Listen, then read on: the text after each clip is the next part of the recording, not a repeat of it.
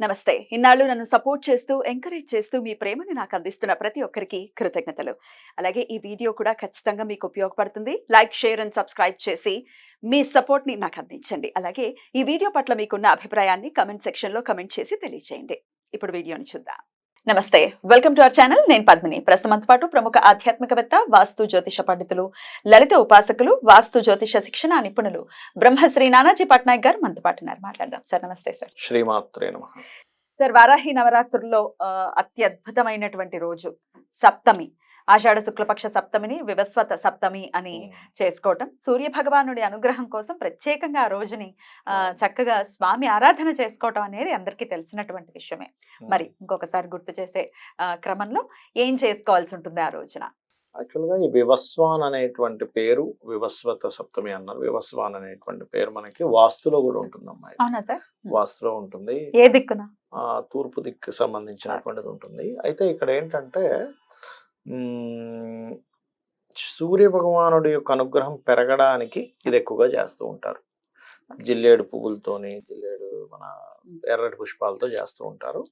అయితే ప్రధానంగా ఇది చేయడం వల్ల ఏమిటి అంటే, ఇంట్లో ఏదైనా అంటే నాకు తెలిసిన ఇన్ఫర్మేషన్ వరకు ఏంటంటే, ఇంట్లో ఏదైనా సఖ్యత లేదు, లేదా వాళ్ళకి ప్రమోషన్స్ రావట్లేదు, సంతానం కలగటం లేదు, సంతానం కూడా సూర్యుడు కూడా పనిచేస్తుంది. సూర్య భగవానుడి సంతానానికి. అందుకే చూడండి, మనకి మహాభారతంలో కుంతీదేవి పరీక్షిద్దామని ఒకసారి మంత్రం చేసుకుంటే వచ్చి ఆయన ఇచ్చింది ఏంటి? సంతానం ఇచ్చాడు. సంతానానికి, బంగారానికి, పేరు ప్రఖ్యాతులకి, రాజ్యానికి, వీటన్నిటికీ రవే కారకుడు. ఆరోగ్యానికి కూడా ప్రత్యేకంగా, చక్షువులకి అంటే కళ్ళకి రవి కారకుడు, ఆరోగ్యానికి ఆరోగ్యం భాస్కరాదిత్యేత అంటారు. న్యాచురల్ ఫిఫ్త్ లార్డ్ కాబట్టి. అయితే ఈ సూర్యుడికి సంబంధించినటువంటి పర్టికులర్గా సప్తమి రోజు వచ్చి ఇలాంటి వివస్వాన్ సంబంధించిన వచ్చినప్పుడు మరింత ఎక్కువగా ఫలితం ఉంటుంది. ఈ రోజు ప్రత్యేకంగా మనం పాయసాన్ని నైవేద్యంగా పెడతాం ఒకటి. రెండవది, సూర్యుడికి సంబంధించిన మీ జన్మజాతకంలో ఏదైనా బాగా దోషం ఉందనుకోండి ఎవరికైనా, అంటే నీచ స్థానంలో ఉండడము లేదా నవాంశలో నీచపడ్డము. యాక్చువల్గా ఏంటంటే రాశిచక్రం చూసుకొని నవాంశ అనేటువంటిది వివాహ జీవితం గురించి మాట్లాడేటువంటి అంశం. లేదా దశాంశ చక్రంలో ఉందనుకోండి, రవి నీచపడి ఉన్నాడు అనుకోండి, వాళ్ళకి ఏమవుతుందంటే పర్టికులర్ పాయింట్ దగ్గరికి వచ్చేసరికి ప్రమోషన్ మిస్ అయిపోతూ ఉంటుంది. అలా ఎవరికైనా జరుగుతుంది అంటే ఈ యొక్క సప్తమి చేసుకోవడం అనేటువంటిది మంచి ఫలితాలు ఇస్తుంది, అందులో ఎటువంటి సందేహం లేదు. అయితే ఇది చేసే విధి విధానం ఇందాక మనం చెప్పుకున్నట్టుగా ఆ జిల్లేడు పువ్వులతోని అండ్ మన ఎర్రటి పుష్పాలతో మీరు గమనించినట్లయితే ఇది ఎవరికైనా వివాహ సంబంధించిన దోషం ఉన్న వాళ్ళు కూడా చేసుకోవచ్చు. మీకు అందుకే చూడండి, ఎవరికైనా 2 వివాహాల యోగం అదే ఉన్నప్పుడు ఏం చేస్తారు? జిల్లేడు మొక్కకి వివాహం చేస్తారు. అర్క వివాహము అంటారు. అర్కం ఎందుకు? ఈ సూర్య భగవానుడికి ఆ యొక్క మొక్కకి, జిల్లేడు మొక్కకి సంబంధం ఉంటుంది. అందుకే ఆ పువ్వులతోనే పూజ చేయమని చెప్పి చెప్తూ ఉంటారు. అలా ఎవరికైనా వివాహ దోషాలు ఉన్నా కూడా సూర్య ఆరాధన చేస్తే దోషం పోతుంది. ఎందుకంటే సూర్య ప్రభావం కనుక నెగటివ్ గా ఉందనుకోండి, ఎవరికైనా వివాహం అవ్వదు, వివాహమైనా కలిసి ఉండరు. అందుకే చూడండి, న్యాచురల్ 7th house లో సూర్యుడు నీచం పొందుతాడు. చూడండి, తులారాశిలో మేషంలో ఉచ్చ పొందుతాడు, కానీ తుల దగ్గరికి వచ్చేసరికి నీచం పొందుతాడు ఆయన. ఇదేంటి శుక్రరాశిలో ఎందుకు నీచం పొందుతాడు అంటే ఆయన అంతే, ఆయన తత్వానికి దానికి సెట్ అవ్వదు అది. అలా ఎవరికైనా ప్రాబ్లం ఉంది అన్నప్పుడు ఈ రోజు పర్టికులర్గా గోవులకి గోధుమ రవ్వ తినిపించడం ద్వారా ఒకటి సూర్య సంబంధించినటువంటి దోషం పోయి వీళ్ళకి యోగం కలుగుతుంది. గోధుమ రవ్వ పచ్చి తింటుందండి. కొంచెం బెల్లం కలిపి తినిపిస్తే ఇంకా మంచిది. రెండవది, కోనార్క్ లాంటి సూర్య ఆలయాలకు ఏదైనా వెళ్ళి, కొంతమందికి ఎలా ఉంటుందంటే సూర్యుడే ప్రధానంగా అక్కడ వివాహ జీవితాన్ని పాడు చేస్తాడు. లేదా సూర్యుడు ఒక్కోసారి ఏమవుతుందంటే పాపగ్రహాలతో కలిసి ఉంటే వీళ్ళు ఇవాళ రేపు మనం చూడండి బెట్టింగ్స్ ఇవంటా చేస్తారు, అటువైపు వెళ్ళిపోతుంది వీళ్ళ ఆలోచన సేపు. అంటే ఆల్ ఆఫ్ సడన్ గా గొప్పవాడిని అయిపోవాలి. ఎందుకంటే సూర్యుడు ఒక రకమైన కారకుడు కదా. రాహుతో కలిసి, చండాలుడితో కలిసినప్పుడు, అంటే రాహు రవి కాంబినేషన్ కలిసినప్పుడు ఏమవుతుంది, నేను ఇంకొక మార్గంలో గొప్పవాడిని అయిపోవాలనే ఈజీ మనీ కావాలి, ఈజీగా అయిపోవాలనేటువంటి థాట్ ప్రాసెస్ ఇస్తూ ఉంటుంది. సో అందుకని ఈ సూర్య భగవానుడి యొక్క ఆరాధన అలా పాడైనప్పుడు, రాహుతో కలిపి కొంతమంది పాడైనప్పుడు ఆ రోజు ఏం చేయాలంటే దుర్గా ఆరాధన చేస్తూ సూర్య నమస్కారం చేసుకోవాలి. రాహుతో కలిసి ఉంటే ఎవరికైనా సర్వసాధారణంగా స్త్రీ జాతకంలో కనుక రవిరాహు సంబంధం వచ్చింది అనుకోండి, మిస్క్యారేజ్, అబార్షన్స్ ఎక్కువ అవుతాయి. అలాంటప్పుడు కూడా ఈ సూర్య ఉపాసన, దుర్గా ఆరాధన, రాహు రవి గ్రహాల దగ్గర దీపారాధన ఇది కూడా చేస్తారు యాక్చువల్గా. అయితే ఈ యొక్క ఈ గ్రహ ఆరాధనతో పాటు గోధుమలు, ఇందాక నేను చెప్పినట్టుగా గోధుమ రవ్వ గోవుకు తినిపిస్తూ మీరు తీపి పదార్థం, ముఖ్యంగా పాయసం కానీ లేకపోతే సగ్గుజావుతో చేసినటువంటి పదార్థం కానీ సూర్యుడికి నైవేద్యంగా పెట్టమని చెప్తుంది శాస్త్రం. సగ్గుబియ్యంతో చేసినటువంటి పాయసాన్ని, ఎందుకంటే తనకి పళ్ళు, చిన్న పళ్ళు ఉంటాయంటారు, శాస్త్రంలో ఉంది. మన శాస్త్రాల్లో మనకి పాపాన్ని పోగొట్టేటువంటి పూజాది విధానాల్లో కూడా సూర్య ఉపాసన ఈజ్ బెస్ట్ విధానం. రోజు లేచి నమస్కరించుకుంటున్నాం అనుకోండి, రోజు మనస్ఫూర్తిగా చాలు మన పాపం తగ్గుతుంది చాలా మట్టుకు. పొద్దున్నే లేచి ఆయన రావటం కంటే ముందు ఆయన వచ్చేసాక కాదు. అంతే అంతే అంతే అంతే.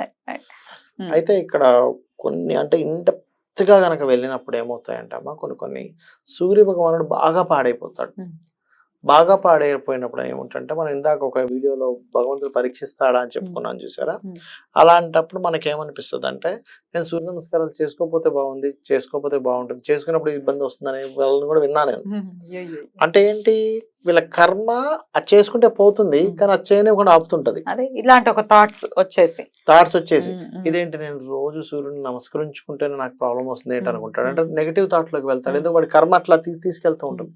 కానీ ఎప్పుడు కూడా సూర్య భగవాను ఆరాధించేటప్పుడు లేదా ఏ దేవత ఆలయానికైనా వెళ్ళి మీరు నమస్కరించుకునేటప్పుడు మంత్రం ఈజ్ డిఫరెంట్. నమస్కరించేటప్పుడు, ప్రదక్షిణ చేసేటప్పుడు ఈ యొక్క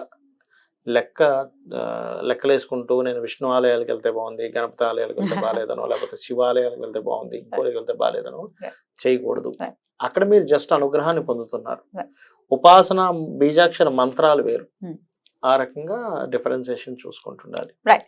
సూర్యుడిని మరి ఇట్లా మీరు అన్నట్టుగానే నీచబడిపోయాడండి, రకరకాల ఇబ్బందులు ఉన్నాయి, ఆరోగ్య సమస్య వస్తే ఇంకా అన్నిటికంటే అసలు సిసలు పెద్ద సమస్య అదే ఆరోగ్య సమస్య. ప్రాబ్లం ఇస్తాడు సూర్యుడు పాడైతే, స్కిన్ ఇస్తాడు, హార్ట్ ఇస్తాడు, ఐ రిలేటెడ్, డైజెషన్ రిలేటెడ్ సంబంధించినవి, బోన్స్ లో ఆ శక్తి తగ్గుతుంది, శిరో బాధ ఎక్కువగా ఉంటుంది.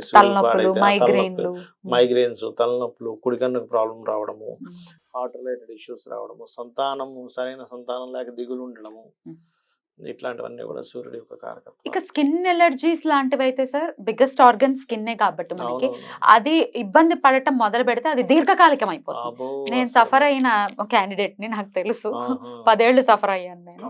సో ఆబ్వియస్ గా జాగ్రత్త వహించాలి. అప్పుడు సూర్య అనుగ్రహాన్ని పరిపూర్ణంగా పొందే ప్రయత్నం. అనుగ్రహం పొందితేనే స్కిన్ డిజీజ్ పోతాయని శ్రీకృష్ణ పరమాత్మ స్వయంగా వాళ్ళ పుత్రుడికి చెప్తాడు. అతను ఇట్లాగే కృష్ణుడిలాగే ఉంటాడు కదా, కృష్ణుడిలాగే ఉండి అందరిని ఏడిపిస్తూ ఉంటే ఒకసారి నారదుడు శపిస్తాడు. అప్పుడు ఒక చర్మ వ్యాధి వస్తుంది. తగ్గించమని, నువ్వు భగవంతుడుగా తగ్గించంటే నేను నీకు ఇలా తగ్గించేస్తే ఇది ధర్మం కాదు, అందరికీ ఇంకా అలాగే తగ్గించాలి, అందరూ ఒకటే నాకు, కాబట్టి నువ్వు సాధన చేసుకుని తగ్గించుకో.